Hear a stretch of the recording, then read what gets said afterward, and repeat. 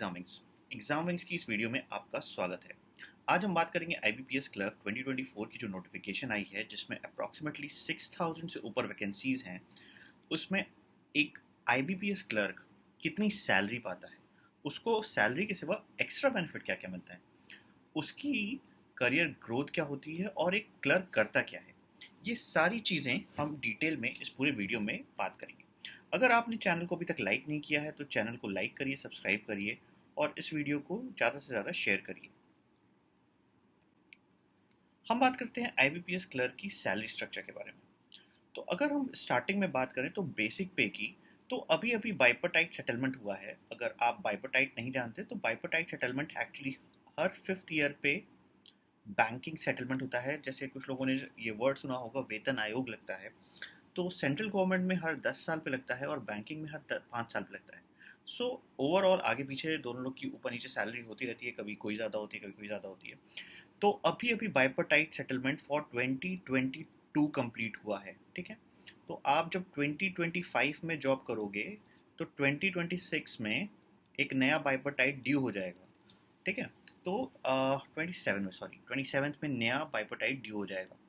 तो अभी जो बाइपर्टाइट सेटलमेंट हुआ है उसके हिसाब से जो बेसिक पे हो गई है एक क्लर्क की, वो है 24,050 रुपये इस समय। अभी के डेट में, अभी जो जून जुलाई का डियरेंस अलाउंस है वो अप्रॉक्सीमेटली 3,783 रुपीज़ है। That is 15.73% will be your dearness allowance. ये डियरेंस अलाउंस, जिसको हम हिंदी में महंगाई भत्ता भी कहते हैं, ये हमेशा चेंज होता रहता है। गवर्नमेंट इस पर नया नया अपडेट देती रहती है कि आपका डियरेंस अलाउंस बढ़ गया है 0.1% से 2%, जो भी बढ़ता रहता है वो बढ़ता रहता है। तो मोस्ट प्रॉब्ली आप उम्मीद करो कि जब तक आप ज्वाइन करोगे ये 200 रुपये के आसपास और बढ़ चुका होगा, क्योंकि आपका रिजल्ट आएगा अप्रैल 1 को 2025 में। 1 अप्रैल को रिजल्ट आएगा, ये तो आपको पता ही होगा, ठीक है।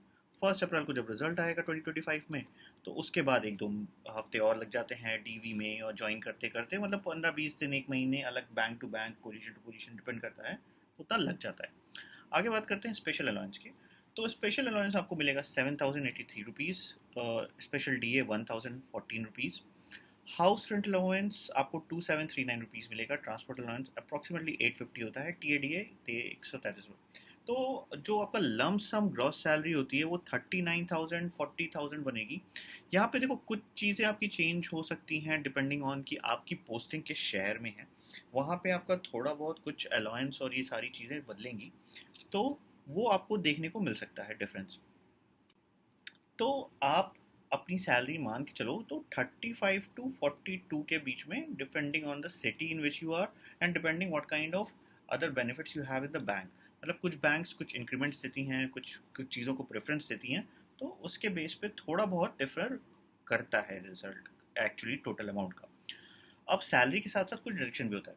नो, डिडक्शन के लोग पूछेंगे कि डिडक्शन क्यों होता है भाई, क्योंकि सैलरी में तो आपका इतना डिडक्शन होना ही नहीं चाहिए, आप टैक्सेबल इनकम में आते नहीं हो। Taxable income is 5 lakh. एक क्लर्क की सैलरी स्टार्टिंग में 4 to 4.5 लाख होती है, ठीक है।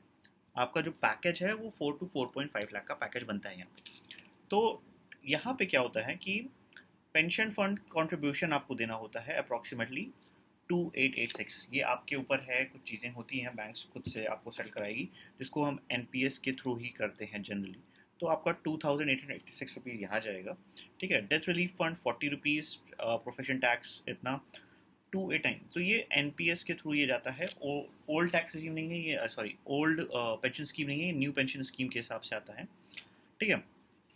ये तो आपका करीब करीब मान के चलो स्टार्टिंग में आपका 3,000 का डिडक्शन होगा। तो if your salary is let's say 40,000 rupees, उसमें 3,000, तो आप 35 to 37 आप इन हैंड पा रहे होगे 100%। By the time you join ये उससे ऊपर ही आएगा, ठीक है। अब बात करते हैं कि आईबीपीएस क्लर्क को करना क्या होता है, आखिर जॉब प्रोफाइल क्या है। आप वहाँ पे सुबह जब 9:30 बजे ऑफिस में पहुँचोगे और 5:30 बजे तक रहोगे, तो आपको करना क्या है, बैठ के करोगे क्या वहाँ। तो बेसिकली आपको डॉक्यूमेंट वेरिफिकेशन करना होता है जो भी क्लर्क को सबमिट किया जाता है। जैसे नया बैंक अकाउंट खोलना है, उसमें लोग आते हैं, फॉर्म भरते हैं, सबमिट करते हैं। इंश्योरेंस भी, आजकल बैंक का इंश्योरेंस चलता है, आपको पता होगा बैंक इंश्योरेंस करती है। बैंक का इंश्योरेंस होता है, अलग अलग बेनिफिट्स होते हैं, लोन्स होते हैं, सबके डॉक्यूमेंटेशन में बहुत बड़ा इंपॉर्टेंट रोल होता है क्लर्क का। पासबुक अपडेट करना है रेगुलर इंटरवल्स पे, ठीक है। Is also responsible for cash. तो ये जो कैश काउंटर्स पे आप देखते होगे, आप में से करीब करीब 99.9% बच्चे बैंक गए होंगे। देयर आर फ्यू स्टूडेंट्स जो बैंक नहीं गए होंगे, बहुत रेयर ऐसे होंगे जिन्होंने लाइफ में बैंक नहीं देखा, लेकिन हैं, आई नो फ्यू पीपल जिनको बैंक एग्जाम भी देना है बट वो कभी बैंक नहीं गए क्योंकि कभी ज़रूरत नहीं पड़ी। तो बैंक कैश डिपॉजिट करने के लिए जिनको जाना होता है, वो जो पोजीशन पे काम करता है वो भी क्लर्क ही होता है, ठीक है। विड्रॉल्स जो होते हैं, वही विड्रॉल निकालने के लिए फॉर्म पे साइन करना होता है, तो वो भी क्लर्क के पास वेरीफाई होने के लिए जाता है। वेरियस बैलेंस शीट मेंटेन करना, लेजर मेंटेन करना, सैलरी बनाने का काम। अब जो लोग फ्रंट डेस्क पे नहीं बैठ रहे हैं, जो हेड ऑफिस में बैठेंगे, उनको सैलरी बनाने का भी काम करना होता है, वो भी क्लर्क होते हैं। लीव्स अप्लाई कर देते हैं तो उनको अप्रूव होता है। सारे बहुत से पेपर वर्क भी होते हैं जिनका काम बेसिकली क्लर्क का ही रहता है।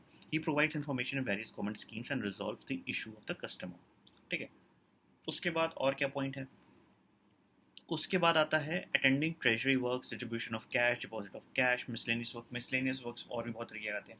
एक तो चीज़, जैसे अब आपने मान लो आप हो इस समय let's say office stationeries department में, ओएस डिपार्टमेंट होता है एक तरीके का। अब आपको सीनियर ऑफिसर्स को एलटीसी मिलती है, ठीक है। तो बहुत से ऐसे होंगे जिनका क्लर्क पे काम ही होगा कि सारी एलटीसीज के डॉक्यूमेंट चेक करने हैं, इंटरनल, मतलब क्लाइंट का नहीं चेक कर रहे, मतलब आप कस्टमर का नहीं चेक कर रहे हो, आप इंटरनल काम पे कर रहे हो, ठीक है। लीव्स हैं, लीव्स अप्रूव किया, सारी चीज़ें मेंटेन करनी, सैलरी बनाने का काम भी, ठीक है। ये सब हेड ऑफिस में होता है। और जो क्लर्क की जॉब होती है ना, ये पोस्टिंग हमेशा आपके होम स्टेट में ही होगी। जिस स्टेट का आपने फॉर्म भरा है वहीं पे ही पोस्टिंग होगी। तो आपको कई बार ऐसा भी होता है कि हेडक्वार्टर्स में बहुत लोग ट्राई करते हैं कि मुझे हेडक्वार्टर ही मिल जाए और वहीं सेटल हो जाए। That is very good for girls.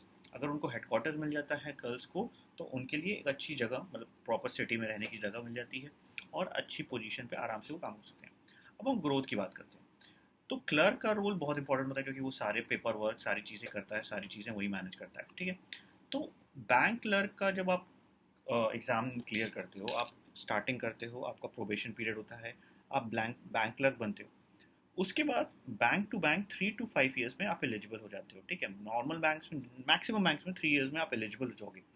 But एक चीज़ का ध्यान रखना, एक एलिजिबल बंदा का मतलब ये नहीं होता है कि आप 100% उस साल आपका प्रमोशन हो जाएगा।